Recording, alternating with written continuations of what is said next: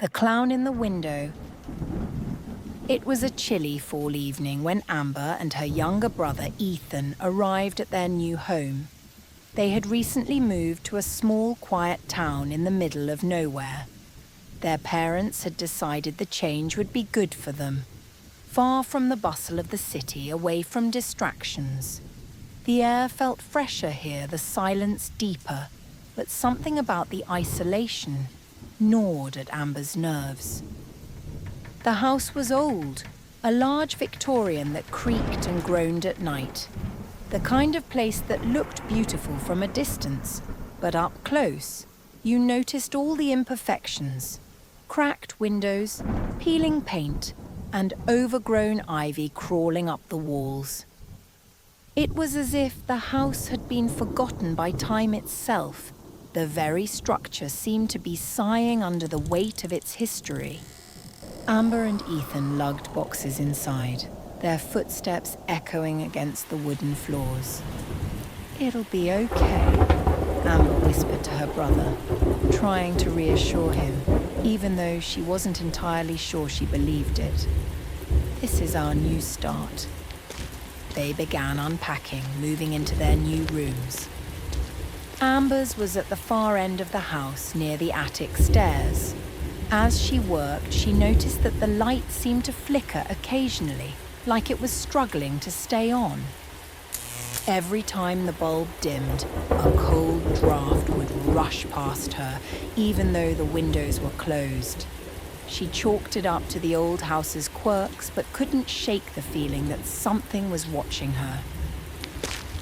Later that evening, after a long day of unpacking, they sat in the living room. A fire crackled in the hearth, its warmth a small comfort against the chill that seemed to seep from the house's very bones. The soft sound of the flames popping filled the room, but Amber felt uneasy, her skin prickling as she stared into the flickering shadows. Ethan, who had been quiet for most of the day, stood by the window. "Amber," he said, his voice shaking slightly, "there's someone outside." Amber frowned, not wanting to believe him. "What do you mean?" "It's probably just the wind, or maybe a neighbor passing by." But when she turned to look, her stomach dropped. Standing in the yard was a clown, a tall figure in a tattered, faded costume of red, yellow, and white, with ragged ruffles around its neck. The painted face was twisted into an unnerving grin, lips stretched too far. His eyes were wide, and his pupils seemed wrong, like black holes that swallowed any light. His oversized shoes squished in the wet grass, and he didn't move. "Amber?" Ethan whispered, his voice trembling. "Do you see him too?" Amber's heartbeat picked up. "Yes," she said quietly, though she didn't know what to do. "We should go tell Mom and Dad."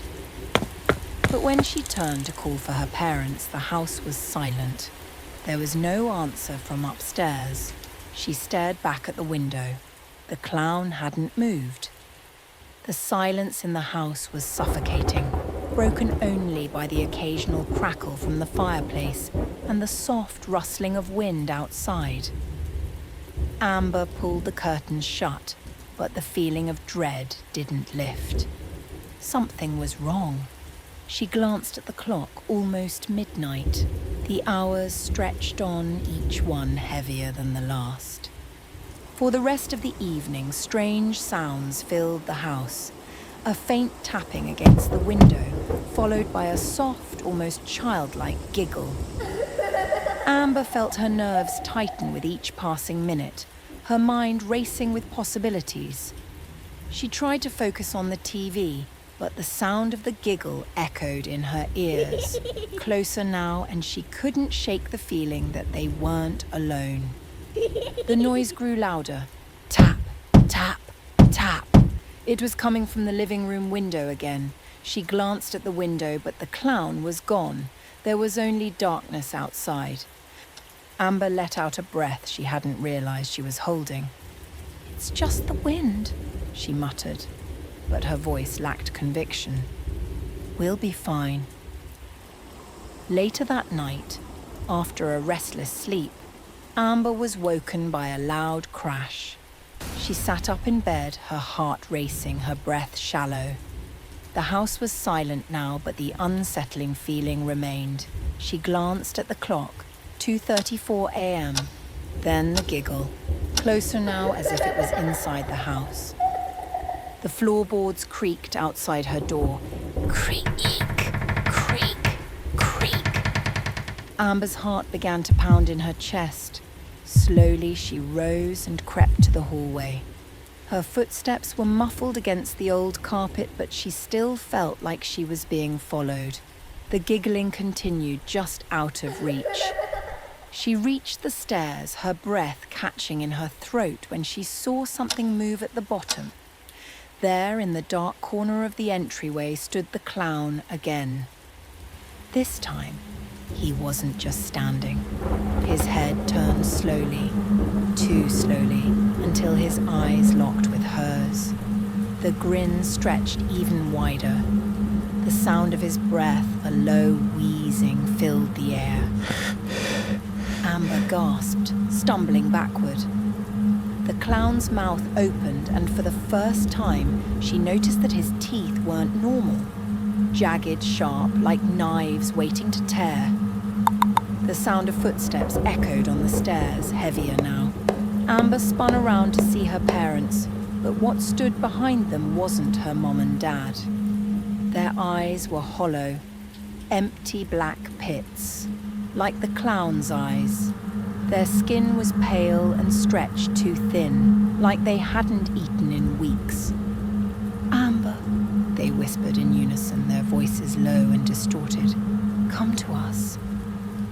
Amber's knees buckled, her mind racing.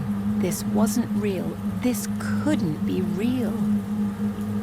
But then, as the clown stepped forward, something strange happened. The sounds outside the house intensified. The wind howled, a wailing, mournful cry that seemed to wrap itself around the house. And beneath it, faint but unmistakable, the tapping resumed. Amber bolted for the door, her breath ragged, her heart hammering against her chest. She flung open the front door and ran outside, not daring to look back. But as she reached the yard, she froze. The clown was standing in the window again, his grotesque smile stretching wider than before. "Amber!" the voice called from the house. "Come back! We're waiting!" Her knees buckled as the sound of her name echoed through the air, growing louder, distorting, until it was a guttural growl. She stumbled backward, tripping over the overgrown ivy that had taken root at the base of the house.